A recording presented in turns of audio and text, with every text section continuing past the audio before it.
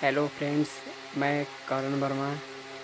आज मैं बात करने जा रहा हूँ क्लास 11 की रसायन विज्ञान की पुस्तक से। रसायन विज्ञान की परिभाषा क्या होती है, रसायन विज्ञान क्या है, इसके जनक कौन है और रसायन विज्ञान को किसके आधार पर बांटा गया है, इसकी उत्पत्ति कहाँ से हुई है, इन सभी को हम आज डिस्कस करेंगे, ताकि जो भी स्टूडेंट को किसी भी स्टूडेंट को यदि डाउट है तो वह इस डाउट सेशन से पूछ सकता है। कमेंट बॉक्स में हमारा लिंक है। चलिए तो स्टार्ट करते हैं। देखिए, पहले रसायन विज्ञान क्या होती है। रसायन विज्ञान को पहले हम लोग रसायन विज्ञान आखिर वर्ड क्या है, रसायन शब्द। तो रसायन शब्द का अर्थ होता है कि पदार्थों को विभाजित कर उसका अध्ययन करना, वही हमारा रसायन होता है। और विज्ञान क्या होता है, विज्ञान के द्वारा इसमें शोध किया जाता है, जिसको हम लोग विज्ञान कहते हैं। यानी वो सभी वर्ड को मिलाकर हम लोग रसायन विज्ञान कहते हैं। यानी रसायन विज्ञान में हम पदार्थों की संरचना और उसके गुणों का ही अध्ययन करते हैं, जिसे हम क्या करते हैं, रसायन विज्ञान कहते हैं। याद रख लीजिएगा, मैं दोबारा रिपीट कर रहा हूँ। रसायन विज्ञान वह विज्ञान है जिसमें हम पदार्थों के गुणों और उसकी संरचना का अध्ययन करते हैं, उसे हम लोग रसायन विज्ञान कहते हैं।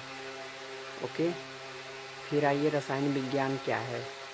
देखिए, रसायन विज्ञान मैंने अभी आपको समझाया कि रसायन विज्ञान क्या है, तो आप समझ जाइए कि रसायन विज्ञान जब नाम आएगा तो रसायन विज्ञान का मतलब हो गया कि पदार्थों और उसकी संरचना के गुणों का अध्ययन करना ही रसायन विज्ञान है। ठीक है, फिर इसके जनक कौन है। देखिए, रसायन विज्ञान के जनक तो माने जाते हैं वर्जिलियस। तो सर्वप्रथम रसायन विज्ञान के जो जनक हैं, सबसे पहले तो रॉबर्ट बॉयल सर्वप्रथम रसायन विज्ञान के जनक माने जाते हैं। फिर उसके बाद वर्जिलियस दूसरे नंबर के जनक माने जाते हैं। फिर उसका तीसरे नंबर पे लेवेसिए माने जाते हैं। ऐसा इसलिए क्योंकि सबसे पहले रॉबर्ट बॉयल ने पदार्थों को अलग करने की क्रिया को बताया था। अर्थात यानी कि पदार्थों में से उनके कण को या पदार्थों को कैसे विभाजित किया जा सकता है, उन्हें पृथक करने की क्रिया को सबसे पहले रॉबर्ट बॉयल ने बताया था।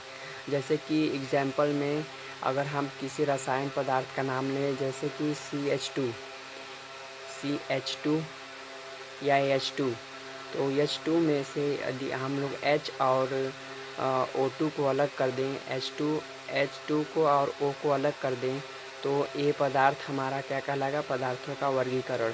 इसी को वर्जिलियस ने बताया था। इसी आधार पर कि पदार्थों को वर्गीकृत किया जा सकता है। पर इसके आगे इन्होंने इस सिद्धांत को पूरी तरह सिद्ध नहीं कर पाया रॉबर्ट बॉयल ने। इसलिए वर्जिलियस ने इसी सिद्धांत पर इन्होंने कार्य किया, और इसके महत्वपूर्ण और इस सिद्धांत को कार्य करने के बाद वर्जिलियस ने पदार्थों के गुणों को ही नहीं बताया, बल्कि इन्होंने यह भी बताया कि पदार्थों को अलग किया जा सकता है उनकी बनावट के आधार पर भी। यानी वर्जिलियस की मुख्य बात यह है कि इन्होंने यह बताया कि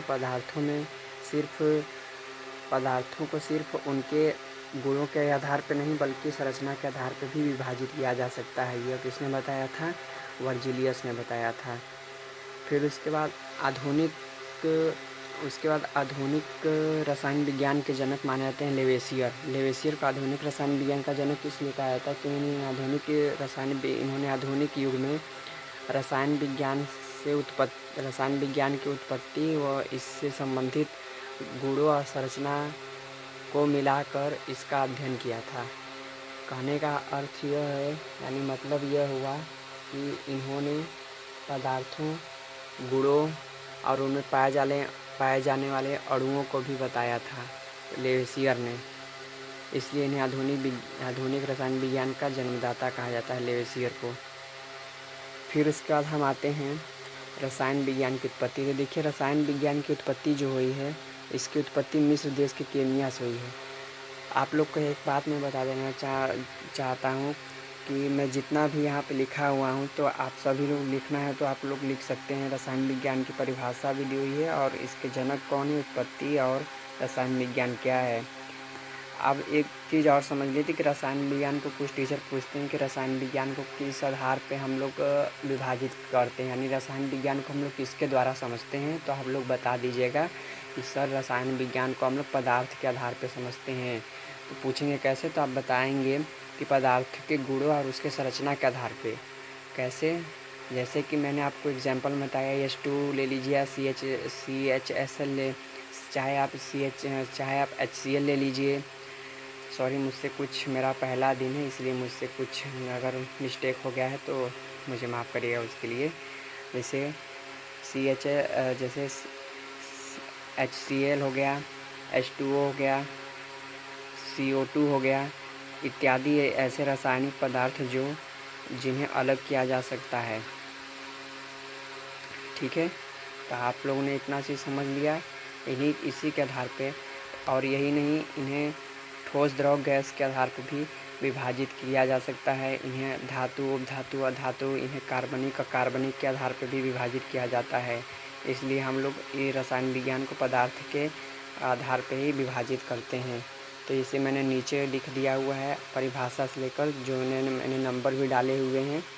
ठीक है, लिख लीजिएगा आप लोग। कोई दिक्कत होगा तो मुझे आप बता सकते हैं कमेंट में। ओके, एक चीज़ मैं आपको बता दूँ और कि हम लोग सुनते आ रहे हैं कि केमिस्ट्री की उत्पत्ति जो है मिस्र देश से हुई। तो आपको बता दूँ कि केमिस्ट्री की उत्पत्ति मिस्र देश से हुई है, केमिया से नहीं हुई है। आप लोग सोचेंगे कि आप गलत बताए, तो मैं आपको बता दूँ कि केमिया मिस्र देश का एक पुराना नाम है। ठीक है, मिस्र देश का पुराना नाम ही केमिया है, इसलिए हम लोग इसको कहते हैं मिस्र देश की केमिया से हुई है। जैसे कि हमारे उत्तर प्रदेश की राजधानी लखनऊ है, उसी तरह मिस्र देश की राजधानी प्राचीन समय में केमिया थी।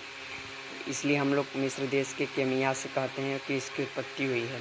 क्योंकि केमिया इसलिए यहाँ से केमिस्ट्री की उत्पत्ति हुई क्योंकि यहाँ से नाइट्रेट नामक मिट्टी पाई गई थी, यानी मिट्टी में नाइट्रेट नामक पदार्थ पाया गया था, जिस मिट्टी में उस मिट्टी का उपयोग मनुष्य के शरीर पे लेप लगाकर उसे ताबूत में बंद करके उसे मम्मी बनाया जाता था। मिस्र देश के यह प्राचीन यह एक सभ्यता थी, मिस्र देश की समझ लीजिए सभ्यता थी।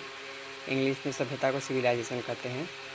तो यहीं से मिस्र देश की उत्पत्ति यहीं से केमिस्ट्री की उत्पत्ति तब से मानी जाने लगी। क्योंकि केमिस्ट्री की उत्पत्ति इसलिए यहाँ से मानी जाएगी, इसका मुख्य कारण यही था क्योंकि नील नदी में उत्पन्न मिट्टी से उसमें नाइट्रेट नामक पदार्थ पाया गया। उस नाइट्रेट नामक पदार्थ में ही वो नाइट्रेट नामक पदार्थ मिट्टी में पूरी तरह से जड़ी बूटियों द्वारा घुल गया था।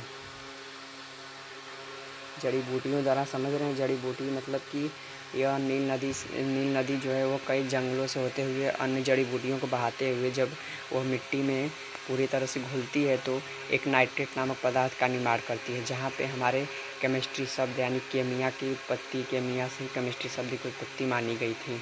तो आप लोग ये सभी डाउट समझ गए होंगे। कोई भी डाउट है तो आप कमेंट में हमसे पूछ सकते हैं। तो I hope you understand all student. चलिए ठीक है, थैंक यू, जय हिंद।